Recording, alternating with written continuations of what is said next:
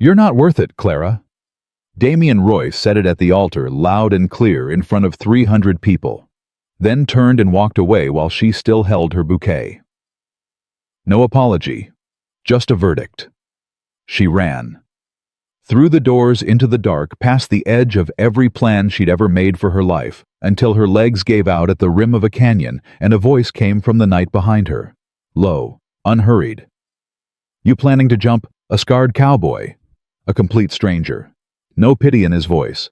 Just the first honest question anyone had asked her in years. If this story speaks to you, please subscribe to our channel, hit that notification bell, and follow Clara's journey all the way to the end. And drop a comment telling us what city you're watching from. I want to see how far this story travels.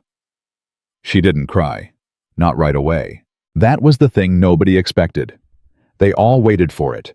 The trembling lip, the dramatic collapse, the wail that would ripple through the church pews and give everyone something to talk about over Sunday supper. But Clara Whitmore just stood there at the altar of First Baptist Church of Silver Hollow, her white dress pulling slightly in the September wind coming through the open doors, and she looked at Damian Royce like she was trying to understand a language she'd never been taught. "What did you just say?" she asked. Her voice was quieter than anyone expected. Steady, which somehow made it worse. Damian smoothed his jacket lapel like he was brushing off a minor inconvenience. "I said you're not the woman I'm supposed to be with, Clara.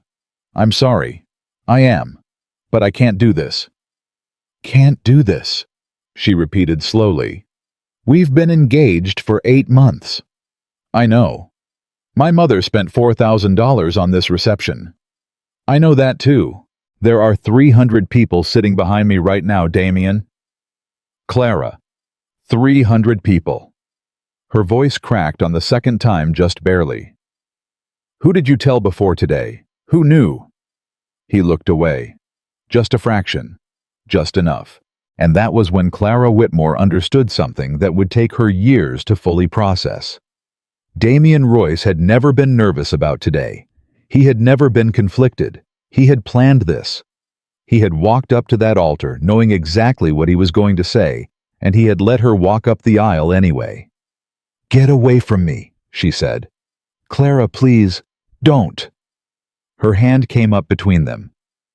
"Don't say my name again." She turned around and faced the church. 300 faces. Women with fans pressed to their mouths.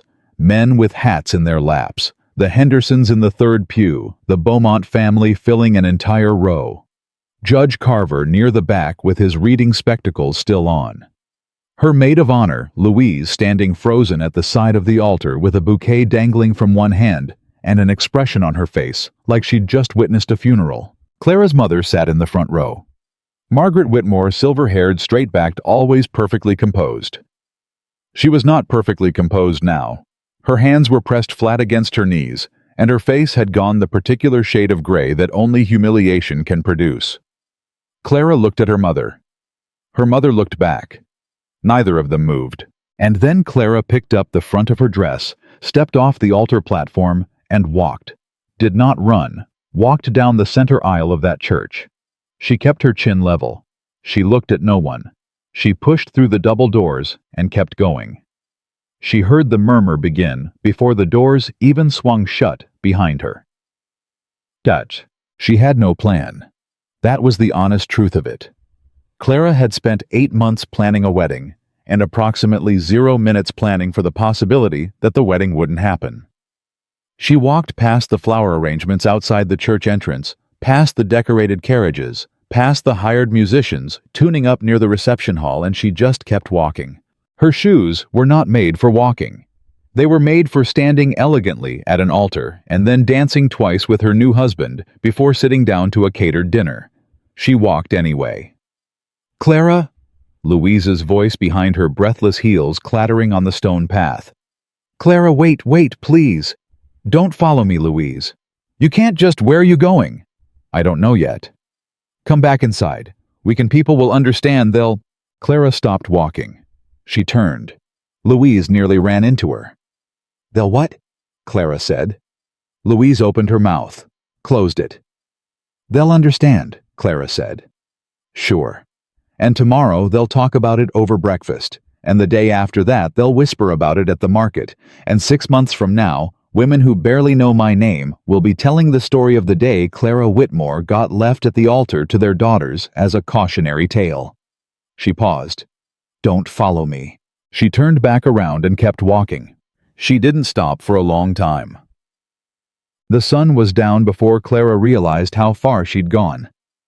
The town of Silver Hollow fell away behind her first. The church, then the reception hall, then the main street with its gas lamps beginning to flicker on, then the outer houses, then the last fence line. And then nothing. Just the open territory that Coloradans called Red Ash Valley, wide and dark and indifferent. Her dress was torn at the hem. One heel had snapped off somewhere on the rocky ground, and she'd pulled the other one off herself and thrown it into the dark because she was tired of limping. Her stockings were destroyed. She had no coat, no money, no plan. She sat down on a boulder at the edge of a narrow canyon and tried to take stock of her life. She was 26 years old. She had a teaching certificate and a classroom she was planning to give up after the wedding. She had a rented room in her mother's house that was currently filled with her packed belongings because she'd been planning to move into Damien's property on the north end of Silver Hollow. She had one aunt in Denver who she'd spoken to twice in the past 3 years. She had nothing, no worse than nothing. She had a reputation in tatters, a mother whose social standing had just been publicly shredded, and 300 witnesses who would cheerfully confirm the details to anyone who asked. Clara pressed her palms against her knees and stared at the canyon below. "You planning to jump?" She came off that boulder so fast she nearly went over the edge herself. The voice came from behind and above her low flat, unhurried the way a man speaks when he's been alone long enough that conversation stopped being something he performed for an audience. She spun around. He was sitting on a horse 10 feet away. She had no idea how she hadn't heard him approach. He was a large man, not tall exactly, but built the way frontiermen got built, when their life involved actual physical labor, rather than ledger books and handshakes. His face was half in shadow from the brim of his hat, but she could see enough. A jaw that looked like it had been carved rather than grown. A scar running from his left temple down to the corner of his mouth. Eyes that were watching her with an expression she couldn't immediately name, not cold, not warm. More like a man who was calculating something. "I wasn't planning to jump," Clara said, because it seemed important to establish that immediately. "All right," he said. "I was just sitting. In a wedding dress." "That's correct." He looked at her for another moment. "You lose something." The question was so blunt and so perfectly aimed that Clara almost laughed. She pressed her hand over her mouth instead and turned back to face the canyon because she could feel the laugh trying to become something else entirely, and she refused to cry in front of a stranger. "You could say that," she managed. She heard the creak of leather as he dismounted. She turned back around. He wasn't approaching. He was just standing beside his horse, giving her space in a way that seemed instinctive rather than calculated. The horse was a good animal. Dark coat, calm eyes, standing without being tied. "Elias Mercer," he said. Not as an introduction exactly. More like he was giving her information she could do something with if she chose to. "Clara Whitmore." He nodded once. "Ranch is about 4 miles north. Got a spare room. You can have it tonight, figure out the rest in the morning."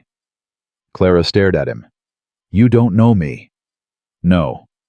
"I could be anyone." "You could," he agreed. "But you're a woman standing alone in Red Ash Valley after dark in a wedding dress without any shoes, and it's going to be below 40 degrees inside of 2 hours so." He picked up his horse's reins. 4 miles north. It was possibly the least romantic offer she'd ever received. It was also, she realized, the only offer currently on the table. "Fine," she said. "Tig." She rode behind him. He didn't offer to let her take the horse alone, which she appreciated. She wasn't sure she could have managed it, and she didn't want to admit that in front of him. She held on to the saddle behind her and kept her back straight, and tried not to think about what she looked like. He didn't speak for a long time. She didn't either. The silence between them was not comfortable exactly, but it wasn't hostile. It was just silence, the kind that exists between two people who have both recently decided that words are expensive and not to be wasted. Finally, she asked, "Do you live alone out here?" "Yes." "For how long?" A pause. 7 years. "By choice." Another pause. Longer. "Yes." She absorbed that. "People in town talk about you." "I know." "They say you're—" She stopped. "Frightening," he said without any particular inflection. "Cold, dangerous. Take your pick. I've heard most of them." "Are any of them true?" He didn't answer right away. When he did, it was quiet. "Depends on the circumstances." That should have alarmed her more than it did.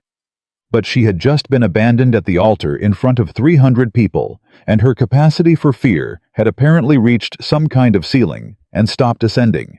"What happened to your face?" she asked. "The scar." "Knife fight," he said. "Territorial dispute, 15 years ago." "Did you win?" For the first time, something shifted slightly at the corner of his mouth. Not quite a smile, the suggestion of one. "The other man's not around anymore." Clara decided not to ask any follow-up questions about that particular topic. Mug. The ranch was not what she expected. She didn't know exactly what she'd expected. Something ramshackle and grim, perhaps matching the reputation of the man who owned it. But the structure was solid, built to last. The kind of building that had been added to over time by someone who intended to stay. Inside it was spare. No decorations, no curtains. A table, 4 chairs, a stove, shelves with canned goods and tools, and a few books. A lantern on the table. The fireplace already going low. He'd had a fire before he went out. He pointed to a door on the right side of the main room. "Spare rooms through there. Blankets in the chest at the foot of the bed." "Thank you," Clara said. He was already moving toward the stove. "You eat anything today?" "I know, not really. There was supposed to be a reception." He didn't respond to that. He just pulled a pot from the shelf and began working. Clara stood in the middle of the room and watched him, and felt for the first time since she'd walked out of that church, something that was almost stillness. Not peace, not happiness, just quiet. The particular quiet of a place that expects nothing from you. She sat down at the table and put her face in her hands. She didn't cry, she just breathed. When she lifted her face again, there was a bowl of something in front of her, beans and salt pork. Hot, simple, completely unadorned. Elias Mercer was sitting across the table with his own bowl, eating without looking at her. "Thank you," she said again. He nodded. She ate. It was the best thing she'd tasted in months, and that seemed about right. She slept hard and dreamlessly, and woke up before the sun, which surprised her. She'd never been a morning person, but something about the quality of the silence, no town sounds, no carriages, no neighbors, pulled her awake. She found him already outside. The sky was just beginning to gray at the edges. "I need to go back to town," she said. "All right. I need to—" She stopped. She thought about town. She thought about the church, the 300 faces, her mother's gray expression, Louise, standing there with the bouquet. She thought about walking back into Silver Hollow in a torn wedding dress with no shoes. She thought about the schoolhouse where she taught, and the children who would have heard by now, and their parents, and the way people in small towns looked at a woman who had been publicly discarded. She thought about Damien Royce. "Actually," she said, "I need to know something first." Elias looked at her. He was leaning against the fence post, watching the horizon. "Last night," she said, "you offered me a room for 1 night. What happens after 1 night? You go back to town. And if I don't want to go back to town—" He was quiet for a moment. "Then you have a problem." "Yes." She folded her arms. "I have approximately 17 problems, but the largest one is that I have nowhere to go. My belongings are in my mother's house in a room I was planning to vacate 3 days ago. My reputation in Silver Hollow is, well, you can imagine. My only marketable skill is teaching, and I doubt the school board would keep me employed once the gossip reaches them, which it already has." She stopped. I'm not telling you this to make you feel sorry for me. I don't feel sorry for you, he said. Good. You're tough, he said. Tougher than you think. That landed somewhere unexpected. She looked at him. How would you know that? She asked. Any woman who walks 4 miles in broken terrain after dark in a wedding dress without falling apart, he said, has more in her than she's been told. Clara was quiet for a moment. Then she said, I need work. Real work. I need a purpose, a roof, and enough distance from Silver Hollow that I can breathe. Do you have any of those things to offer? Elias. Mercer looked at the horizon for a long time. This ranch is running me ragged, he said finally. One man can't keep up with it. I've been saying I'd hire on help for 2 years. Haven't found anyone I trusted. And you trust me, Clara said, eyebrow up. You met me 12 hours ago. You didn't steal my horse in the night. That's a low bar. Most people don't clear it, he said. There's real work here. Hard work. Nothing glamorous. You'd earn your keep. I'm not afraid of hard work. He looked at her, then looked at her the way he'd been avoiding all morning, direct and full, taking stock. That arrangement I described, he said slowly. It's not enough. You're a single woman living on a single man's property in the territories. You know what that means. Clara held his gaze. I know what people will say. It's not just talk. Out here it's legal trouble. Claim jumpers use it. Men who want the land find reasons. A woman living unmarried on a man's property. He stopped. There's a simpler solution. Clara went very still. What kind of solution? Elias Mercer took his hat off, turned it in his hands once, twice, put it back on. Marry me, he said. Stay here. Build something real instead of dying in a town that already decided who you are. The words dropped into the morning air like stones into still water. Clara stared at him. You're serious, she said. I'm not a man who jokes about legal arrangements. We don't know each other. No. We don't love each other. No. You're proposing a practical arrangement. Yes. With a woman you found standing at the edge of a canyon in a torn wedding dress. The dress is a concern, he admitted, but the woman is not. Clara turned away from him. She looked out at the land, wide and rough and unforgiving. Nothing like the manicured streets of Silver Hollow. Nothing like anything she'd planned for herself. She thought about everything she'd spent 8 months building toward. The house, the social position, the respectable life with the respectable man. All of it gone. All of it. And standing here at the edge of actual wilderness, a man she'd known for exactly one night was offering her what not romance, not rescue. Something stranger and more honest than both. A chance to start over as someone different. She turned back. I have conditions, she said. Something in his expression shifted. The faintest trace of respect, she thought, or at least attention. All right, he said. My own room until we decide otherwise. My own say in how this household runs. You treat me as a partner in this arrangement, not a hired hand and not a dependent. If this marriage stops working for either one of us, we negotiate like adults. She paused. And you never, not once, not ever make me feel like what happened yesterday morning was my fault, because it wasn't. He was quiet. Those your terms? He asked. Those are my terms. Elias Mercer looked at her for a long moment. The sun was fully coming up now, spreading gold across the flat land in a way that would have been beautiful if either of them had been in the business of noticing beauty. Deal, he said. He put out his hand. She shook it. And just like that, Clara Whitmore, schoolteacher, jilted bride exile woman without a plan, agreed to marry a stranger on the frontier and begin the most difficult, most defining chapter of her life. She did not know yet what was coming. She did not know that the man who had abandoned her at that altar had not simply moved on.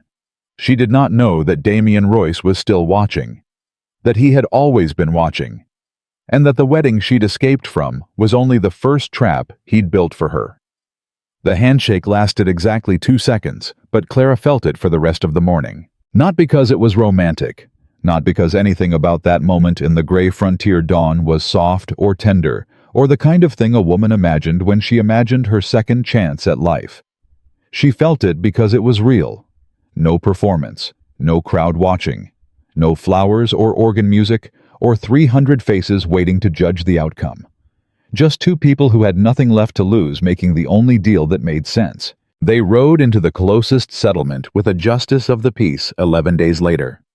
Elias had insisted on waiting. No sense rushing a legal document, he'd said, which she was beginning to understand was his way of saying he wanted her to be certain. She appreciated that more than she could say. The justice of the peace was a broad-shouldered man named Garrett, who smelled like pipe tobacco and asked zero questions about the circumstances. He read the words. They said the words back. Elias signed his name in clean, deliberate letters. Clara signed hers next to his. Garrett stamped the document, folded it, and handed it to Elias. "Congratulations," Garrett said in the tone of a man congratulating someone on a decent land survey. "Thank you," Clara said. They rode home. That was the whole wedding, and Clara, who had spent 8 months planning flowers and seating charts and a 4-course reception menu, felt something strange and unexpected sitting behind Elias on that horse in the afternoon sun. She felt relieved, genuinely deeply relieved, like she had finally stopped pretending to be something she'd never quite managed to be. The work started the next morning before the sky had finished deciding to be blue. Elias knocked on her door at 4:30. Not loudly, not urgently. 3 times evenly spaced, and then his voice through the wood. "Fences on the south pasture need checking. I'll show you once." Clara was already awake. She had been awake since 3, lying in the dark, listening to the sounds of land that had no interest in her comfort wind. Something moving in the grass beyond the window, the occasional low complaint from the cattle in the far pen. She came out in the clothes she'd asked Elias to bring back from the settlement's dry goods store. Practical clothes, not pretty ones. Work boots. Heavy canvas trousers. A shirt she could actually move in. He'd looked at her list without comment and come back with everything on it. He handed her a pair of heavy leather gloves when she came out. "Post wire will take the skin off your hands," he said. "Don't let it." That was her entire orientation. She learned the fence line the hard way on foot in the cold pulling wire tight with both hands, while Elias hammered posts with an efficiency that made it look effortless. She tried to match his pace for the first hour and failed completely. Her arms ached by mid-morning. Her fingers went numb despite the gloves. She knocked a post crooked twice and had to pull it and reset it while he watched without saying a single word. "You could say something useful," she said after the second time. "Angle it toward you before you drive it," he said. "Ground pressure will straighten it out." She tried it. It worked. She didn't say thank you, and he didn't expect her to. By noon, she'd worked 500 yards of fence line, and her hands were shaking. Not from cold, from effort. From the specific exhaustion of discovering that your body had been softer than you'd realized, and that the land did not consider that an acceptable excuse. "You can stop," Elias said, watching her. "I'm not stopping." "You've done enough for—" "I said I'm not stopping." She picked up the wire stretcher again. "Show me the next section." Something crossed his face, there and gone faster than she could name it. He picked up his hammer and walked to the next post. They finished the south fence line by mid-afternoon. The evenings were the hardest part. Not the work was consuming enough that it left no room for thinking. It was the evenings when the work stopped and the silence of the house settled in around them, that Clara felt the weight of everything she'd walked away from most acutely. She didn't let it show. She'd made a deal, and she intended to keep it, and falling apart over supper was not part of the agreement. But Elias noticed things. She was beginning to understand that about him. He was not a man who talked much, but he watched everything with those quiet, level eyes, and he processed what he saw in some interior space that he almost never opened the door to. He noticed when she favored her right hand at dinner because the left one had blistered on the wire. He said nothing, but left a tin of salve on the table the next morning. He noticed when she sat with her back to the window in the evenings, which she did, because she couldn't stop herself from looking south toward Silver Hollow, and eventually he rearranged his single bookshelf and put it against the south wall so she'd have something to look at instead. She didn't mention it. He didn't explain it. That was how things worked between them, and somehow it worked. What she could not have anticipated was the moment the silence broke. It was the 8th night. She was reading by lantern light, and he was at the table going over ledger numbers, and it was so quiet she could hear him breathe. And then, without any particular preamble, she asked, "What was your brother's name?" He went absolutely still. She kept her eyes on the book. "You don't have to answer." A very long silence. "Thomas," he said. She turned a page she hadn't actually read. "How old was he?" 22, when he died. "And you?" 29. A pause. "He came out here to help me build the second barn. Wrong place, wrong men, wrong night." Another pause longer. "I was in town when it happened." Clara set the book down. She looked at him across the room. "That's why you stay out here," she said, not a question. His jaw worked. "Partly. And the other part?" He looked at her directly, which he'd been doing more lately, fewer of those glancing assessments, more of the direct kind. "Town's got nothing I need." She held his gaze. "It had nothing I needed either. I just didn't know that yet." Something shifted in the room, not dramatically, not with any kind of declaration, just shifted, like a weight redistributed. Elias went back to his ledger. But the quality of the silence after that was different.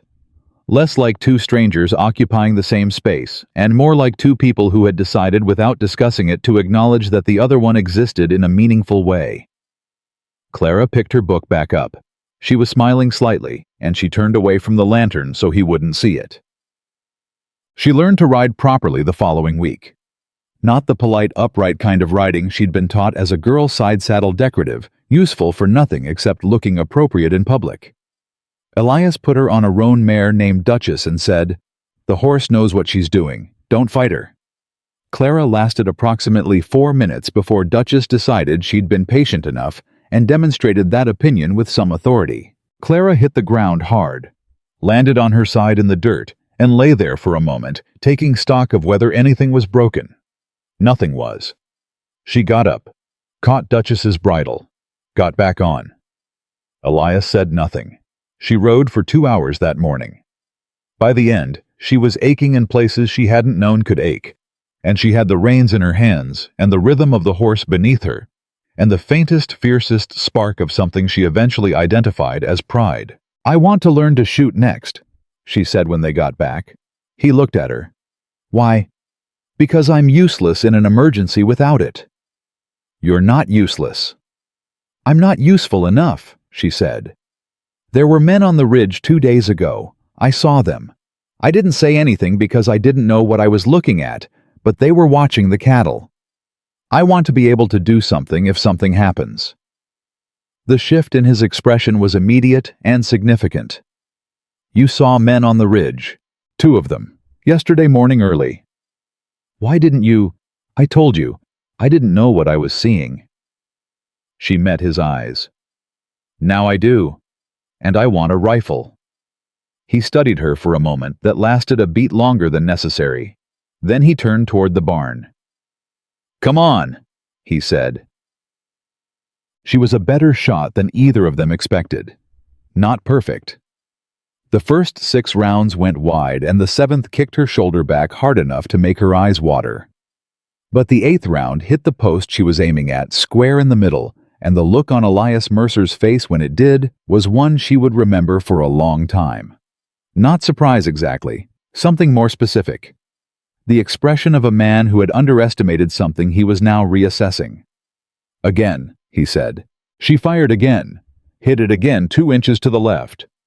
"Your left shoulder," he said, stepping behind her close enough that she could feel the shift in the air. He adjusted the angle of her arm, with 2 fingers precise and brief. "Hold here." She fired. Dead center. "Good," he said, and stepped back. "Good," one word, from Elias Mercer. And somehow it landed heavier than the most elaborate compliment she'd ever received from Damian Royce, who had been generous with flattery and stingy with everything that actually mattered. She fired the last 4 rounds and hit 3 of them, and she was glowing in a way that had nothing to do with performance and everything to do with the discovery that she was genuinely capable of something she'd never been allowed to try. She was still thinking about it when the rider came. She almost didn't recognize Louise. The woman who appeared at the ranch gate in the mid-afternoon was nothing like the composed, fashionably dressed woman who had stood frozen at the altar with a bouquet.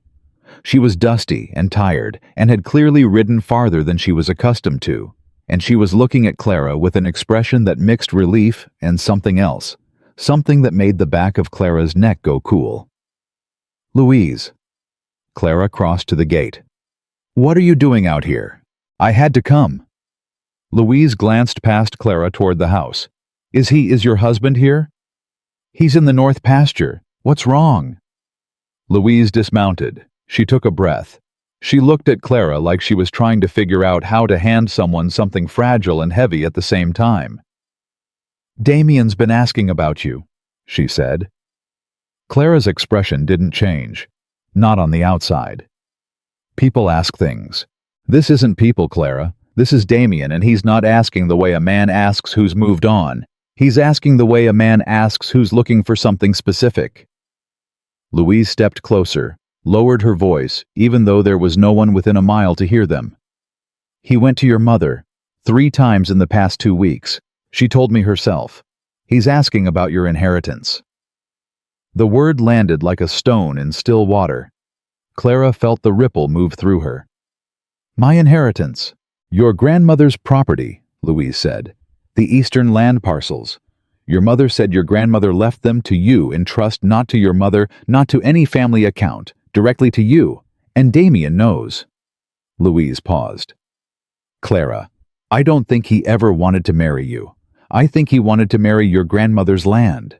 The morning of the wedding came back to Clara in fragments. Not the humiliation at the altar, but before that, the months before that. Damian's particular interest in her family. The way he'd asked about her grandmother so many times, always casually, always with that easy smile.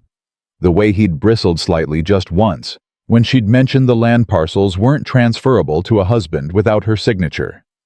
She had thought nothing of it at the time. She thought of it now. "He's telling people he wants you to come home," Louise said. "That's the story he's giving. Repentant man made a mistake, wants his woman back." She shook her head. "But Clara, that's not what he's after. And I think whoever's been pushing those cattle raids through this territory, I think Damian knows them." The world went very quiet. "Where did you hear that?" Clara's voice was measured. "Careful. My brother runs freight through the valley. He's seen men meeting at Damian's property after dark. 2 of the same men who rode with the Haskell outfit last spring. You remember the Haskell raids. 4 homesteads burned." Clara stood absolutely still. The men on the ridge. She thought of the 2 figures she'd seen 2 days ago watching the cattle. She thought of the way they'd been positioned, not wandering, not riding through. Positioned. Like men who had been told where to look. She thought of the legal document she and Elias had signed in Garrett's office. If she was Elias's wife, the land was connected to both of them. And if something happened to the land or to Elias, the legal complications would be significant. Complicated enough for a man with money and lawyers to exploit. "Louise," Clara said. "Thank you for coming. What are you going to do?" Clara looked north toward the pasture where Elias was working. "Tell my husband," she said. Hi. He came back from the north pasture in the late afternoon, and Clara was waiting at the gate. She told him everything. All of it start to finish without softening any of it. The inheritance, the land parcels, Damian's visits to her mother, the men Louise's brother had seen. Elias listened without moving, without interrupting. When she finished, the silence lasted long enough that she felt the need to break it. "Say something," she said. "The men on the ridge," he said. "Yes, I've seen them before, not those men specifically." He looked at her directly.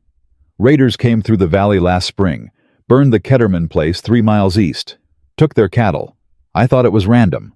Opportunistic. It wasn't random, Clara said. No.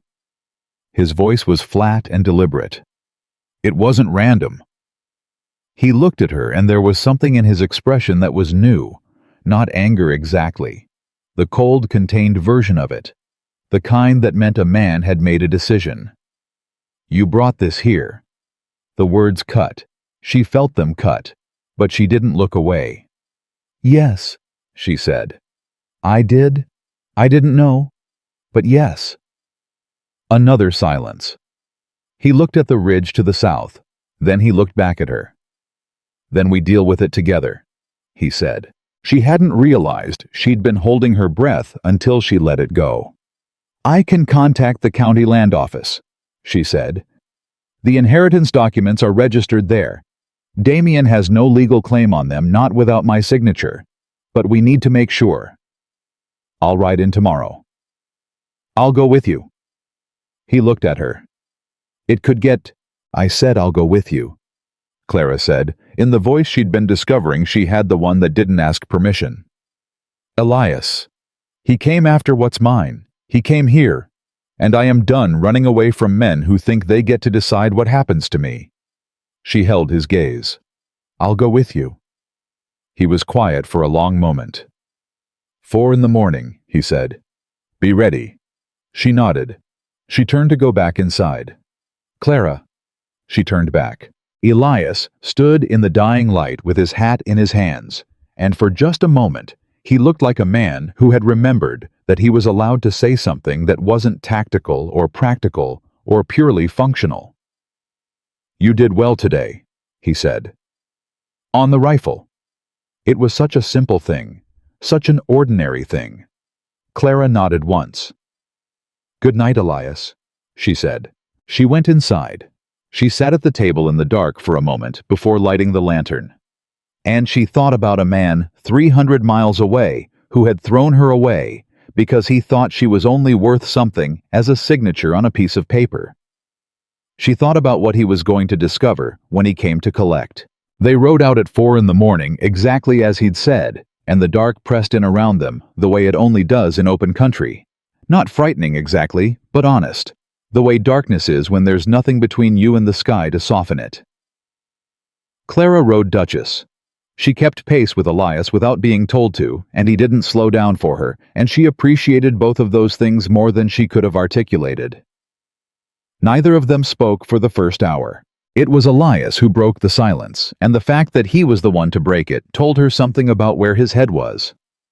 Tell me about the land parcels, he said. My grandmother bought them 40 years ago, Clara said, before the territory was properly surveyed. Back when you could still get ahead of the county maps if you knew where to look. She was not like other women of her time.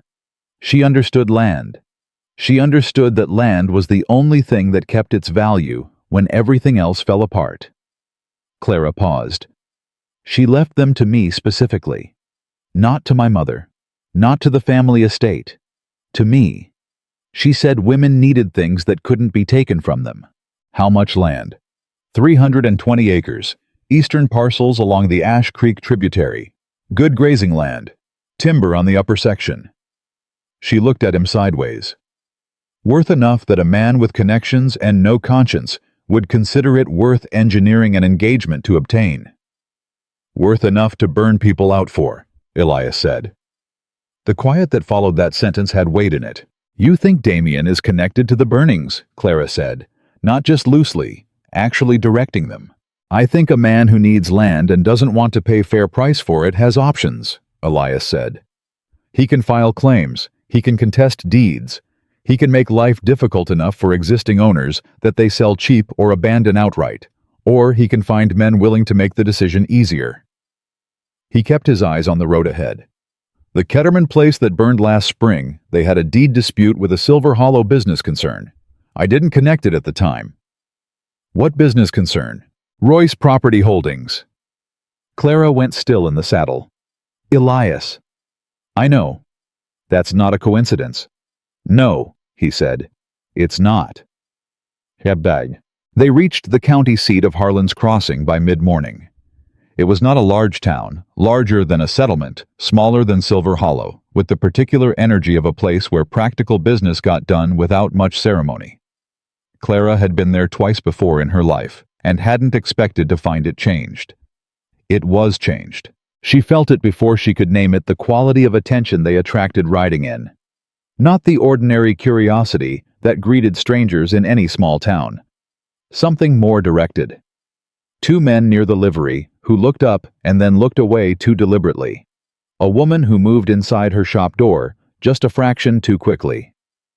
"We're expected," Clara said quietly. "Yes," Elias said in a way that suggested he'd been expecting to be expected. The county land office was a modest building on the main street, run by a clerk named Aldous Finch, who had the careful mannerisms of a man who had spent decades being accurate and wanted everyone to know it. He greeted them from behind a long counter stacked with ledger books, and looked at Clara over his spectacles with the careful neutrality of a man who had already been visited by someone else that morning. "Mrs. Mercer," he said, using her married name, which she had not yet grown entirely accustomed to. That is, I anticipated you might come in." "Why?" Clara said directly. Finch set down his pen. He glanced at Elias. He looked back at Clara. "There was a filing," he said, "yesterday afternoon. A legal contest on the Whitmore Eastern land parcels." He reached beneath the counter and produced a document that he set between them without touching it further, the way a man sets down something he'd prefer not to be associated with. The claim was filed on behalf of Royce Property Holdings. The basis of contest is alleged abandonment of the trust. Clara looked at the document. Alleged abandonment.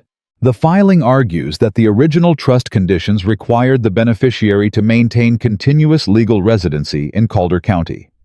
Your departure from Silver Hollow is being characterized as a breach of those conditions. Clara picked up the document. She read it. Her eyes moved quickly, precisely the way they'd moved over examination papers for 6 years of teaching, looking for the error in the student's reasoning. She found it in the third paragraph. "This cites a trust addendum dated March 1871, she said. "My grandmother died in February 1871. Finch blinked. She could not have amended the trust in March if she died in February. Clara set the document back down and looked at Finch. "This addendum is forged." Finch was very quiet. "Mrs. Mercer, I am not in a position to—" "Mr. Finch?" Her voice was steady and precise, the voice she used when a student was trying to slide a wrong answer past her. "I am not asking you to make a legal determination. I am telling you as the direct beneficiary of this trust that this addendum did not exist when my grandmother died. I saw her original documents. I have seen them multiple times. There was no residency condition. And the signature on this addendum," she touched the bottom of the page without picking it up again, "is not my grandmother's handwriting." Finch looked at the document. He looked at Clara. He removed his spectacles, cleaned them, replaced them, and looked at the document again. "I would need the original trust instrument to verify," he began. "Where are the originals stored?" Elias said, speaking for the first time since they'd entered. Finch turned to him. Something in Elias's tone, not threatening, simply extremely uninterested in evasion, made the clerk straighten slightly. "They would be in the secured archive, in the back." "Then I suggest," Elias said, "that you go get them." The originals confirmed everything. No residency condition, no March addendum.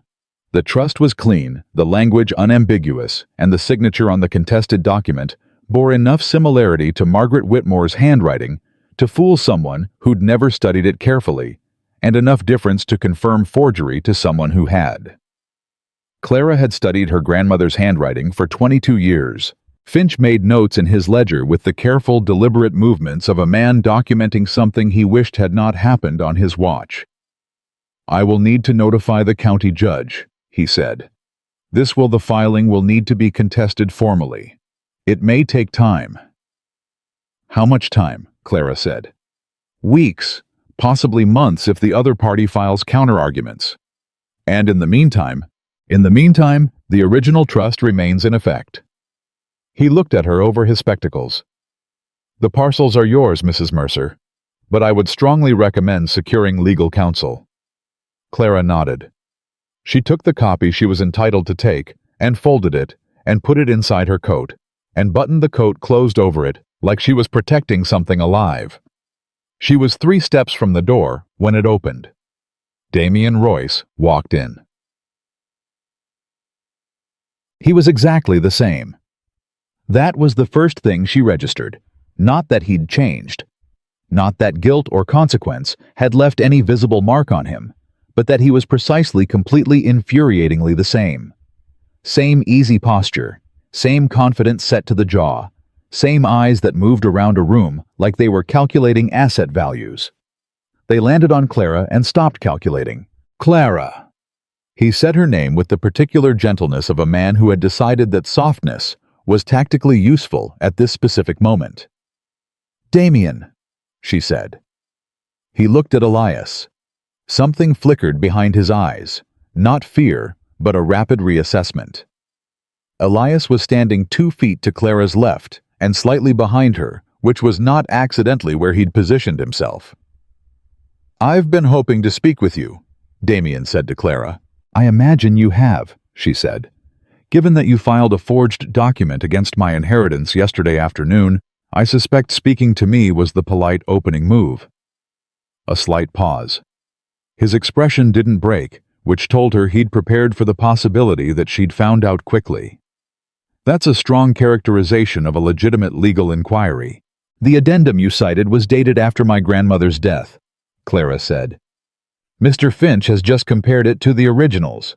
We both know what that comparison shows. Another pause. Longer this time. Behind his eyes, the calculation was running at full speed, and she could almost see it not panic because Damien Royce was not a man who panicked, but the rapid reorientation of a chess player whose opponent had moved in an unexpected direction. Why don't we discuss this privately, he said. My husband is here, Clara said. Whatever you have to say to me, you say in front of him. Damien looked at Elias again. This time the look was longer, more deliberate. The kind of look a man gives when he's filing information he plans to use. Elias Mercer, Damien said as if testing the name. I've heard of you. Most people have, Elias said. His voice was completely flat. Clara. Damien turned back to her and dropped the professional tone like a coat he no longer needed. What was under it was not warmer, but more direct. Come home. Whatever this, a gesture that encompassed Elias, the land office, the entire situation. Whatever this is, it doesn't have to define the rest of your life. I made a mistake. I'll own that. But the path you're on right now leads nowhere good. Clara looked at him for a long moment. She thought about who she'd been 8 months ago, standing in his parlor, while he held her hands and talked about their future.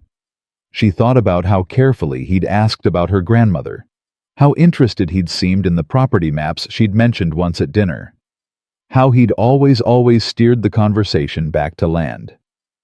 You never wanted me, she said. Clara. Say it, we both know it. You wanted 320 acres on the Ash Creek tributary, and you needed a signature to get them.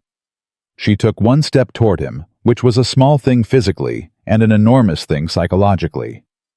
I am no longer the woman who would have been too humiliated to say that out loud.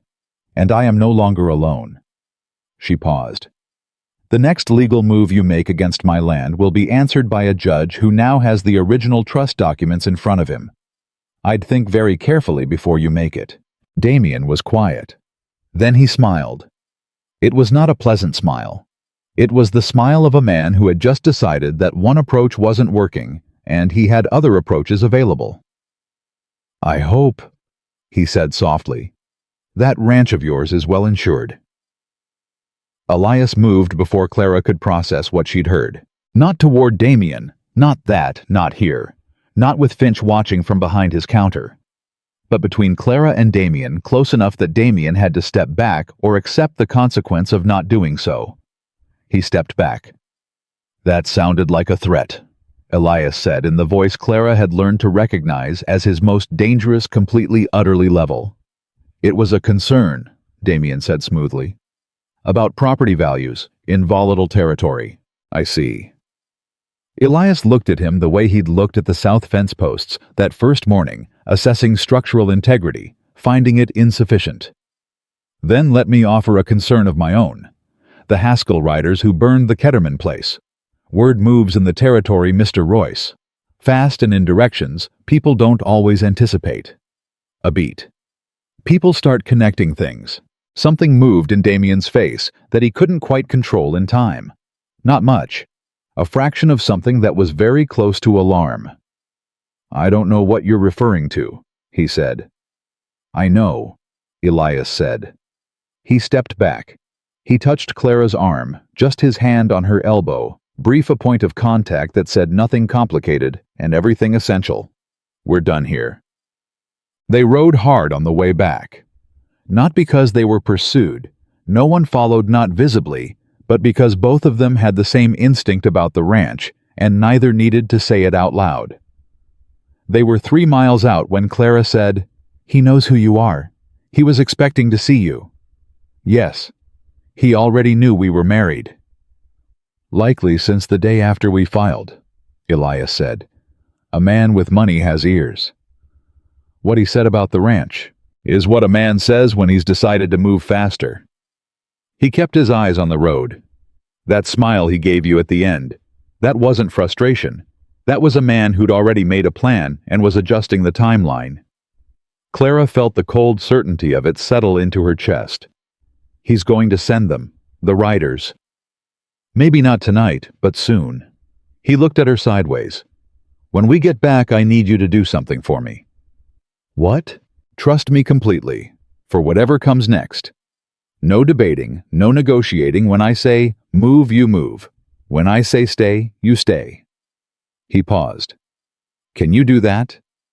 I can do that, she said, as long as you extend me the same trust. He was quiet for a moment. Done, he said. They came over the last ridge before the ranch, and both of them felt it at the same moment, the quality of wrongness that a person develops a sense for when they've lived on exposed land long enough. Something was off. The cattle in the south pen were moving differently. The dog wasn't at the gate. Elias held up his hand, and they stopped. The barn door was open. It should not have been open. Stay here, he said. You just said, I said stay. I mean it. He was already moving low and fast in a way that confirmed every story Silver Hollow had ever told about Elias Mercer and the kind of man he was when circumstances required it. Clara did not stay. She dismounted quietly, looped Duchess's reins on the fence post, and pulled the rifle from the saddle scabbard.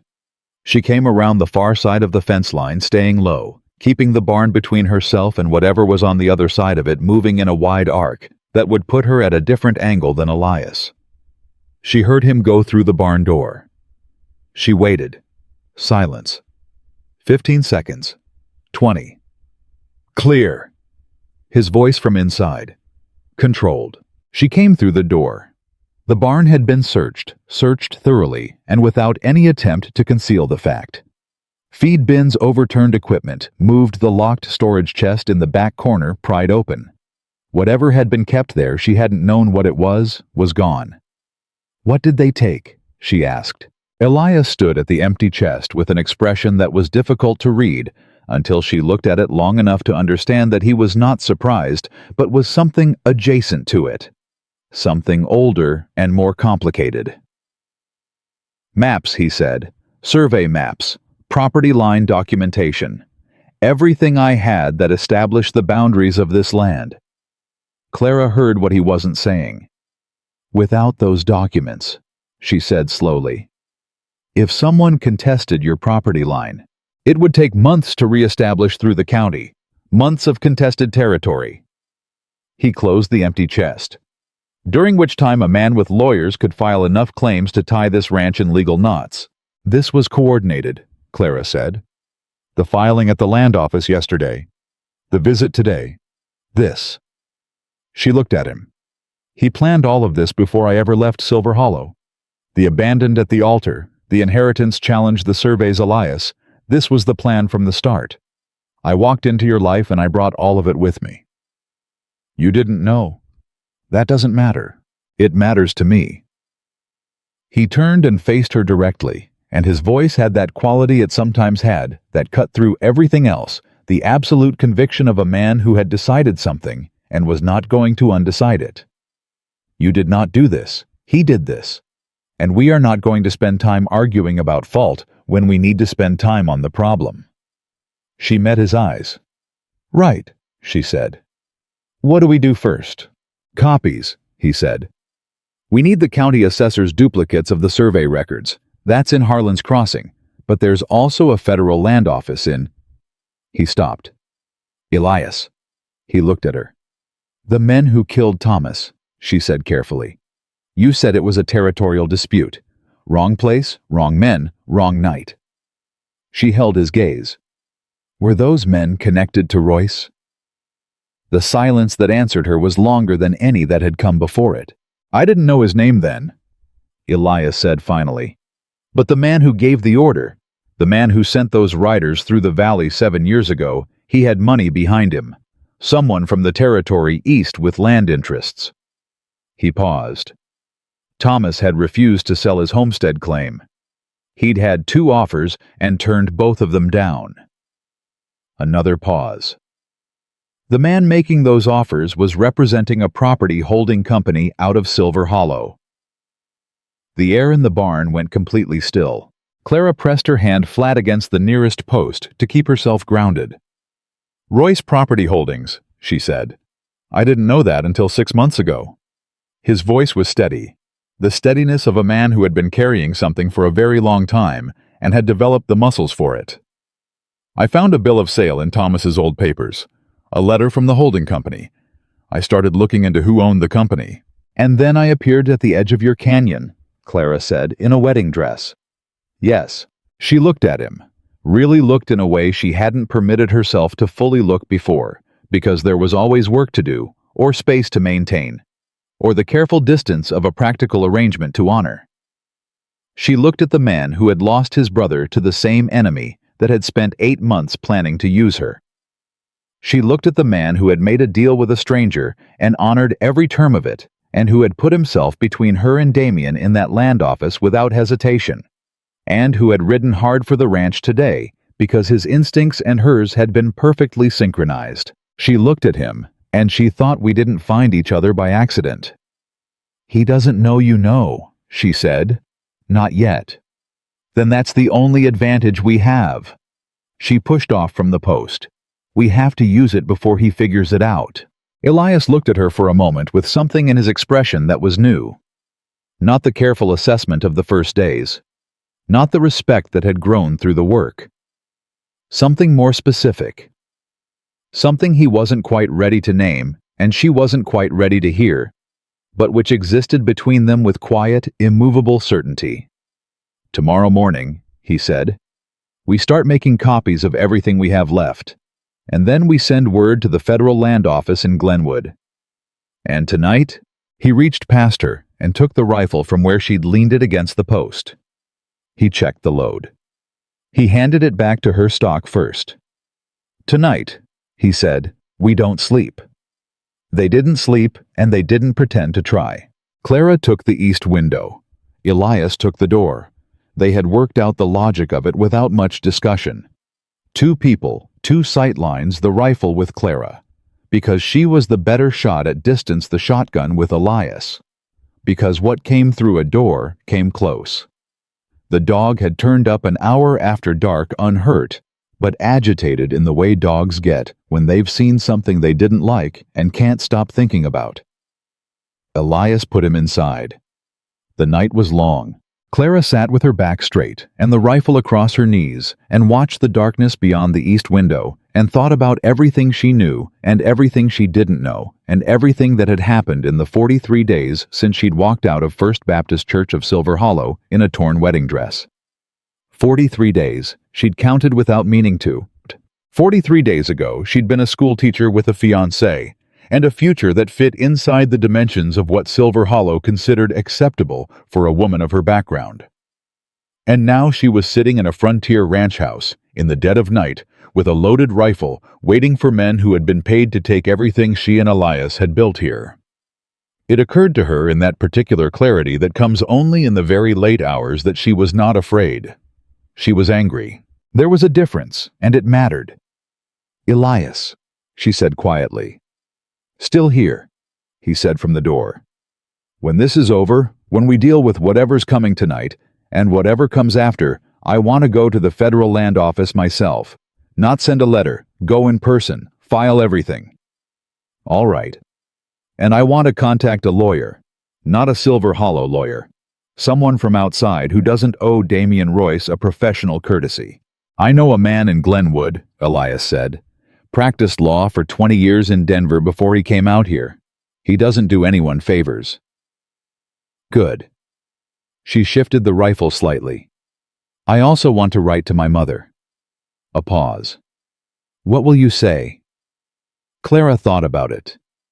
That I'm alive, that I'm well. That she should not tell Damian anything about where I am, which she probably already knows, but it should be said clearly. She paused again. And that her mother was right about land. She thought she heard something in the dark that might have been Elias almost smiling. Then the dog's head came up.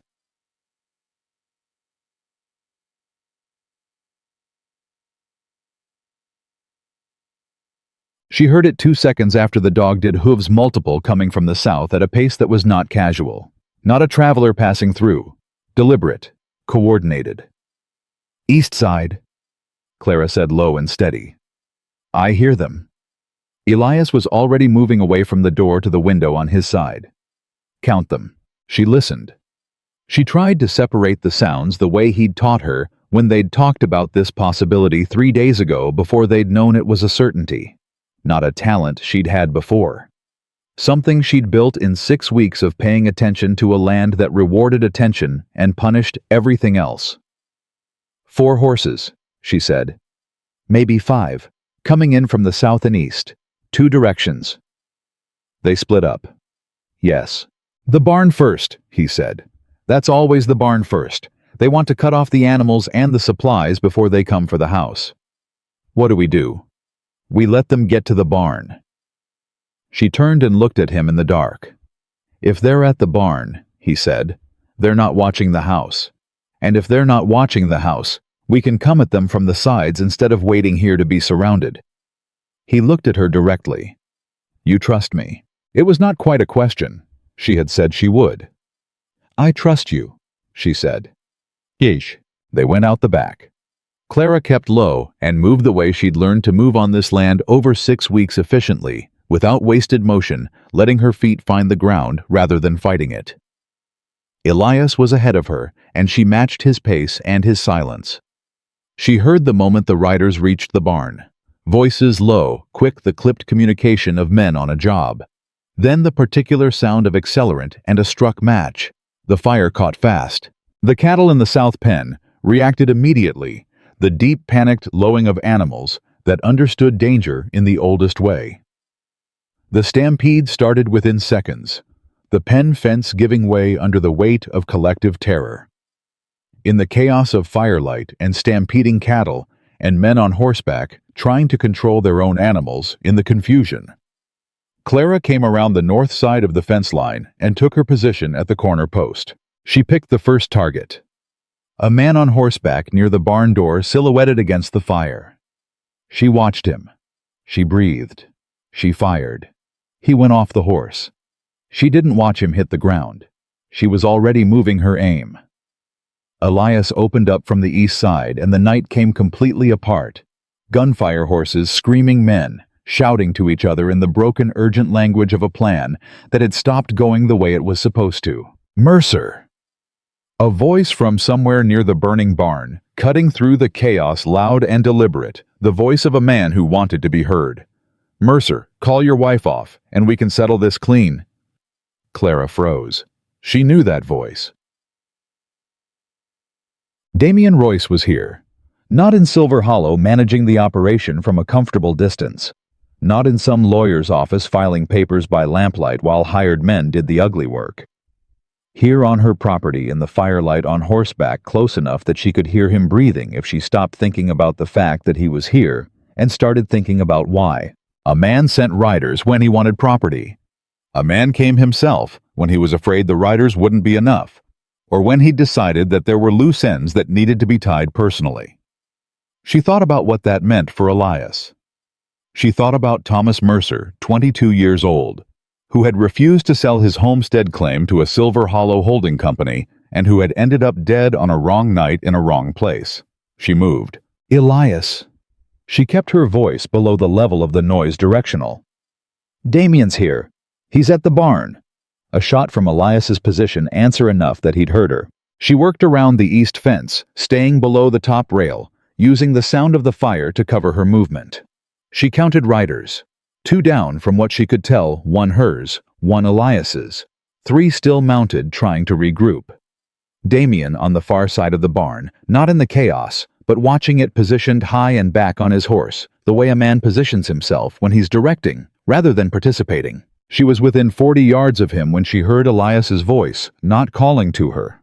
Not tactical communication, but the sound of a man who has been caught in a bad position. A grunt. Something that might have been the edge of pain. She came around the corner of the burning barn and saw. Elias was on foot. His horse had taken a bad turn in the stampede and thrown him. She could see the animal 20 yards away, unhurt, but Elias was on the ground and coming back up, and Damien Royce was 10 feet from him on horseback with a pistol leveled at his head. 2 of Damien's remaining riders had positioned to cut off any approach from the sides. They had not seen Clara yet. She was still in the shadow of the barn's east wall 40 yards out upwind of the fire undetected. "Stay down," Damien said to Elias, in the calm voice of a man who had finally arrived at the conversation he'd been trying to have all along. "I'm not interested in you. You were an inconvenience, a complication that Clara created when she made a panicked decision." He looked down at Elias, with the particular contempt of a man who has decided that the person in front of him does not count. "Where are the federal documents? The copies she filed at the land office today, where are the duplicates?" "I don't know what you're talking about," Elias said. "You're a poor liar, Mercer. And you're a man pointing a gun at someone who's going to be very difficult to explain," Elias said, without any of the fear Damien seemed to be expecting. "You came yourself. That was a mistake. You've got witnesses who can place you on this property tonight." "Dead men don't testify," Damien said. The words went through Clara like ice water. Not because she hadn't known she had known somewhere under all the practical thinking and legal strategy, she had known that a man who burned homesteads and forged documents had a ceiling above which he was willing to go. She had known it. But hearing it said plainly directed at a man 10 feet from her was different from knowing it. Her hands were completely steady. She lined up the shot, 40 yards. Moving target. Damien's horse was shifting slightly under him. She adjusted. Breathed. Adjusted again. Elias looked up at Damien with that absolute steadiness she had come to understand was not the absence of emotion, but the mastery of it, and said, "You should know that she's behind you." Damien turned. Clara fired.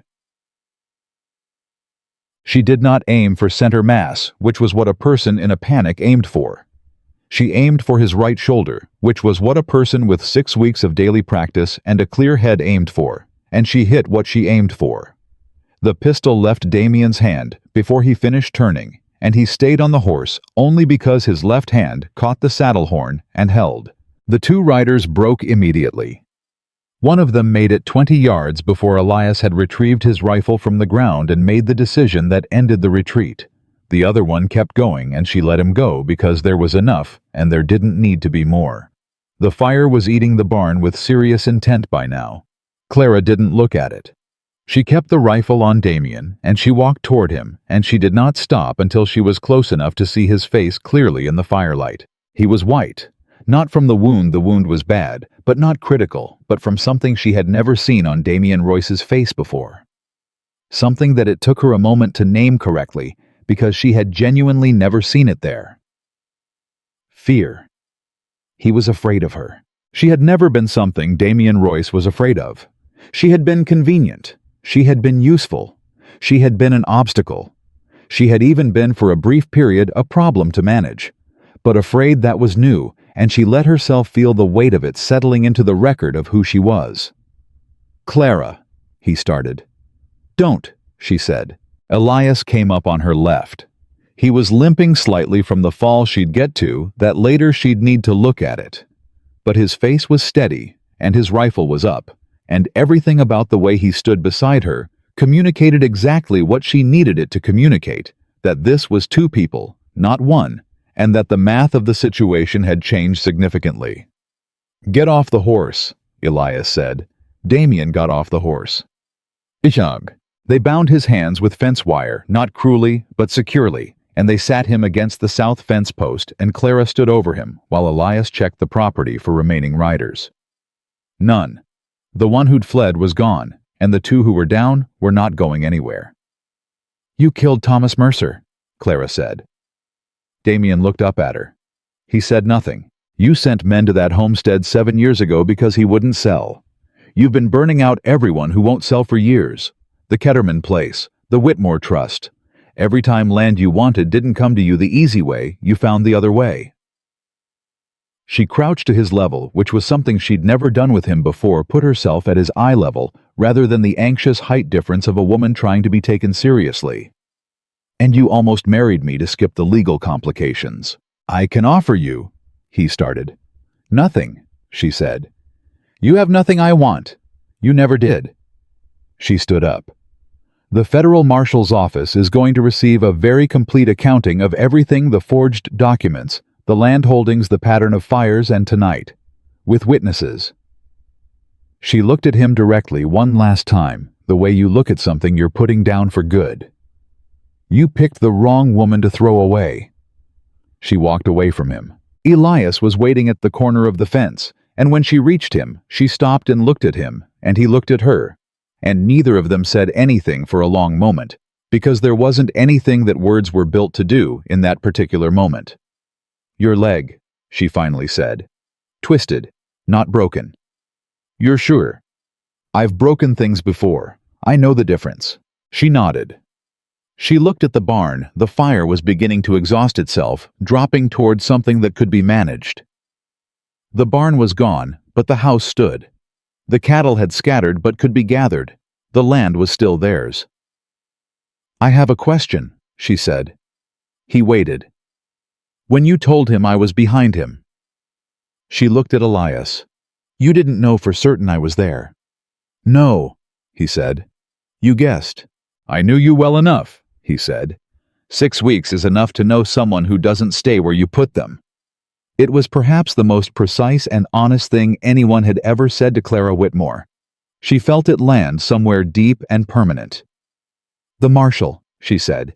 "We need to send word tonight." "I'll ride for Harlan's Crossing at first light," Elias said. He paused. "Clara." She looked at him. The firelight was behind him, and she couldn't see his expression fully, but she'd learned enough about the architecture of his silences to know this one. This was not the silence before a tactical decision or a practical assessment. This was the silence before something he'd been holding back because he hadn't been certain it was welcome and had finally decided the uncertainty was no longer a reason to keep holding it. "What happened tonight?" he said. "You didn't have to do that. Take that shot. You could have let it play out." "I know," she said. "You chose to." "Yes." He looked at her for another moment. "Thank you," he said simply. No performance in it, no debt implied. Just the words from a man who understood their weight. "You'd have done the same," she said. "I would have," he said. "That's exactly what I mean." She understood what he was saying. Not the gratitude that was the surface of it.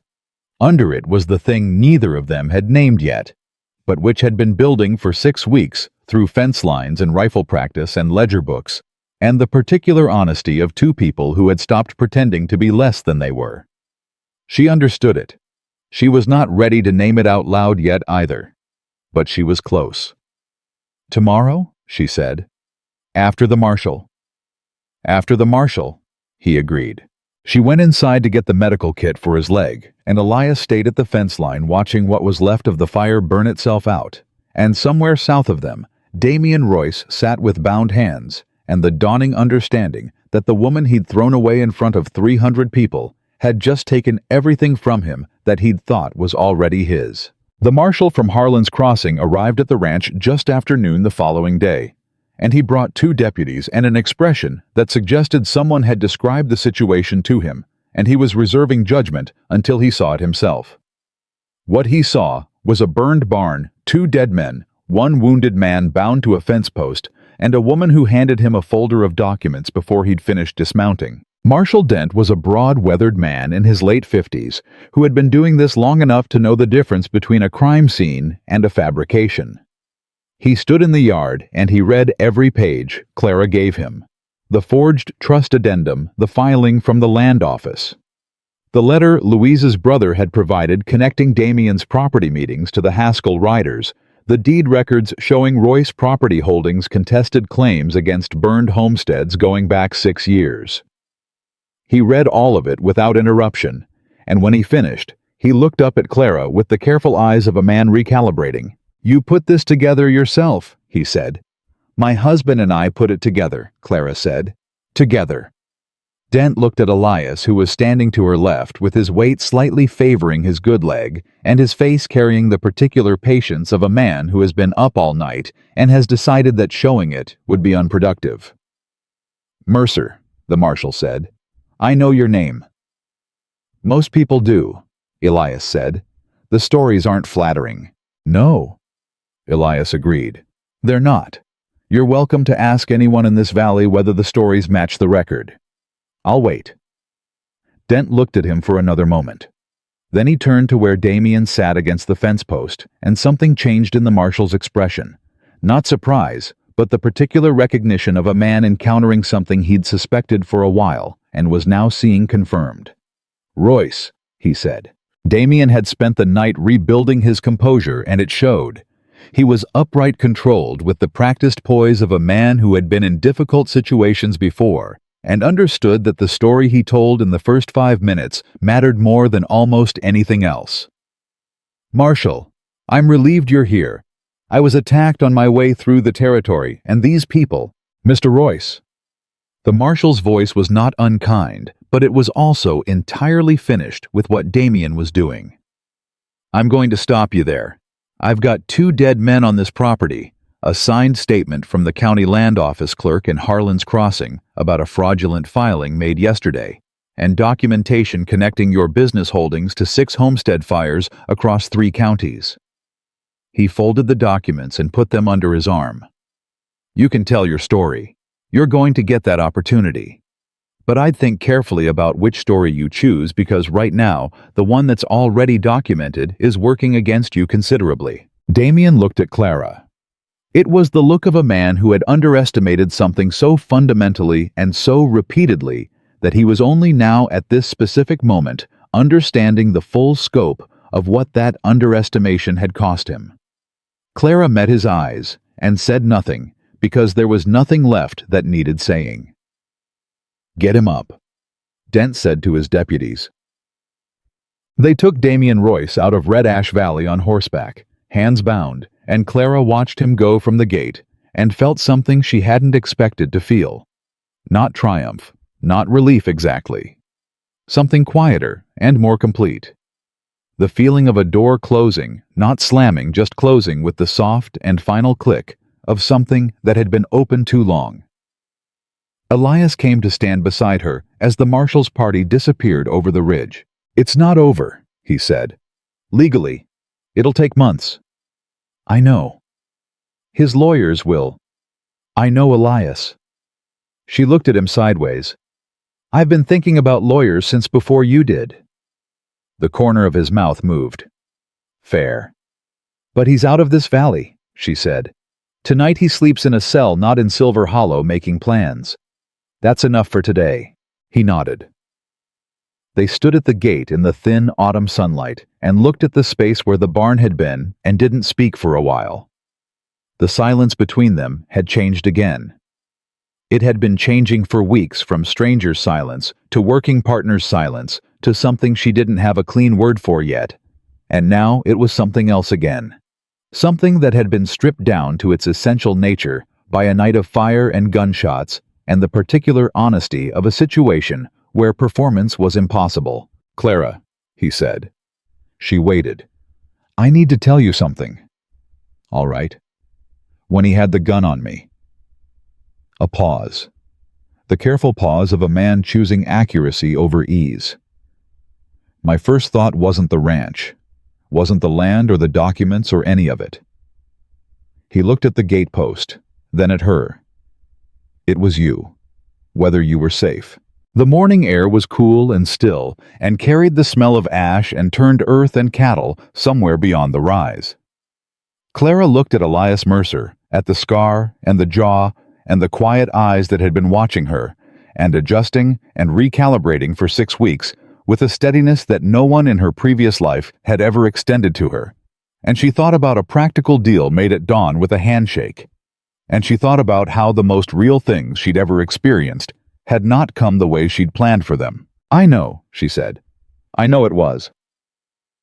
2 days later, her mother came. Clara heard the carriage before she saw it wheels on the rocky approach road, the sound of a driver pushing an unfamiliar horse faster than it wanted to go.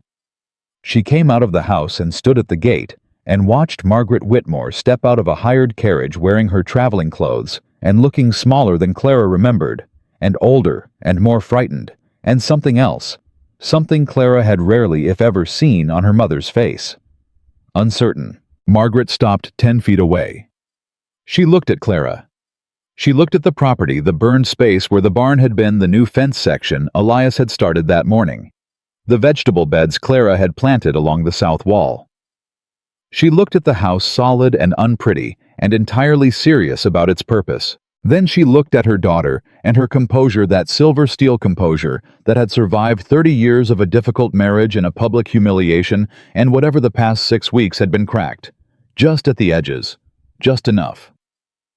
"You look different," Margaret said. "I am different," Clara said. Her mother nodded. She pressed her lips together the way she did when she was organizing something difficult into words.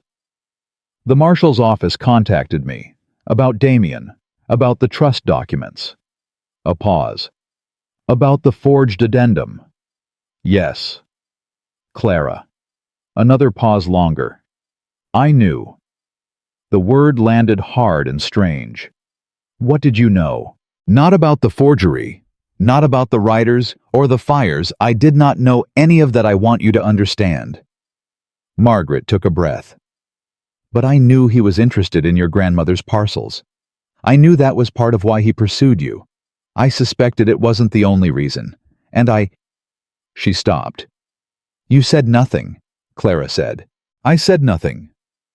Her mother's voice held the specific quality of a woman acknowledging something that cannot be justified and is not asking to be. "I told myself it didn't matter, that men always had financial considerations in marriage, and that didn't make the marriage itself. I told myself many things, Clara.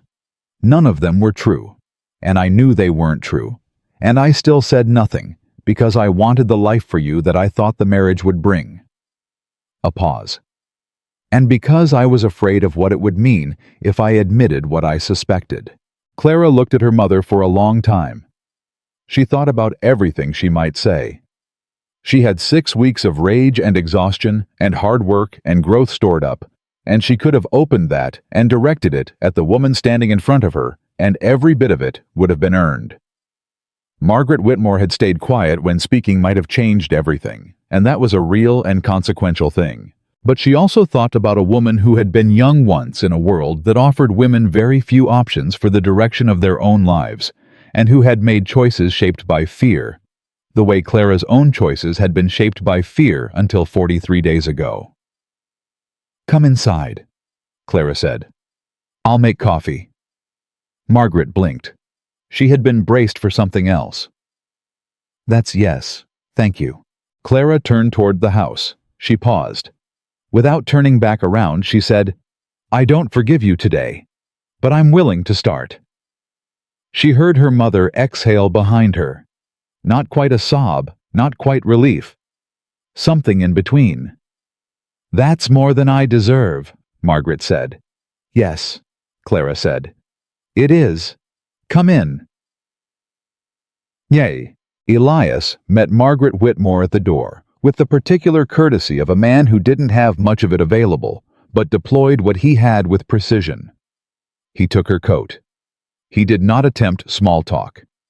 He put coffee on the stove and went back outside to the fence work, which Clara recognized as his way of giving the two women the room they needed, and she appreciated it the way she had learned to appreciate all the things Elias Mercer did that were quiet and useful and entirely without expectation of recognition. The conversation with her mother lasted 2 hours. It was not easy. It was not a single clean resolution. It was the opening of a negotiation that would take months and possibly years to work through, as these things always do, between women who love each other and have also hurt each other in ways that mattered. But it was honest, which was more than either of them had managed in the previous 5 years, and that was somewhere to begin. When Margaret left that evening, she was staying in Harlan's Crossing. She had booked a room for the week. She stopped at the gate and looked back at Clara. "Your grandmother," she said. "She would have loved this place." Clara looked at the land. "I think so too." "She would have loved you," Margaret said, "the way you are now." A pause. "I'm working on it myself." Clara watched the carriage go. She was still at the gate when Elias came to stand beside her for the second time that day, and she thought that there was something deeply consistent about this man. The way he showed up beside her, not in front of her, not behind her, but level, as if that were the only position he'd ever considered appropriate. "How was it?" he asked. "Hard," she said, "and necessary." She paused. "She's going to come back. If that's I should have asked you before I—" "Clara." He said her name the way he'd been saying it recently, which was different from the early weeks, not just identification, but something more deliberate. "This is your home. Your mother is welcome in it." She turned and looked at him. "Our home," she said. Something shifted in his face. Clean and unmistakable. "Our home," he said. She held his gaze. "You said something this morning, about your first thought when he had the gun on you." "I did. I want to say something back." He waited. "The night I walked out of that church," she said, "I thought my life was ending. I thought the worst thing that had ever happened to me was happening. And I was completely wrong." She paused. "Not because things got easier. They didn't. Not because the future became obvious. It wasn't. But because I ended up here on this land building something real with a man who has never once made me feel like I was less than exactly what I am." She looked at him steadily. "I'm not sorry for any of it. Not even the altar. Because every step of it led here." Elias was quiet for a long moment. "Marry me," he said. "Not the arrangement, not the legal document." He looked at her with the full weight of 6 weeks of work and honesty, and 2 people discovering that they had been building something without realizing they were building it. "Marry me because you want to. Because I want you to. Because this, whatever this is, it's the realest thing I've had in my life since Thomas, and I don't want to pretend it's just a deal anymore." The autumn light was going gold around them.